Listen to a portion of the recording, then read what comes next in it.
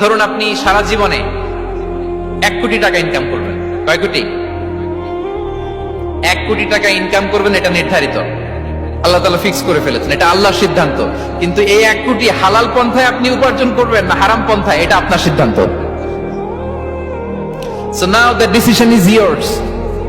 যদি আপনি পরিশ্রমী হন, যদি আপনি সৎ পথ অবলম্বন করেন, তাহলে ওই 1 কোটি আসবে আপনার কাছে, কিন্তু হালাল পন্থায়।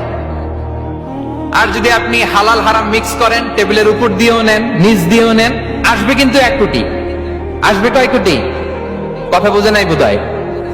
টেবিলের নিচ দিয়েও যদি নেন, সারা জীবনে আপনি পাবেন কত? 1 কোটি। So now the decision is years. সিদ্ধান্ত আপনার। হালাল পন্থায় উপার্জন করবেন না হারাম পন্থায়? বলেন হালাল না হারাম?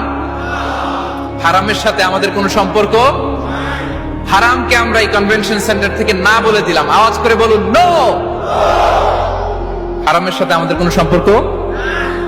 আল্লাহ তাআলার দেয়া বরাদ্দ রিজক আমরা হালাল পন্থায় উপার্জন করব ইনশাআল্লাহ। বলেন। তাহলে মায়ের পেট থেকে নির্ধারিত হয়ে গেল, আমারটা আমি পেলাম, হালাল ভাবে আমি নিব।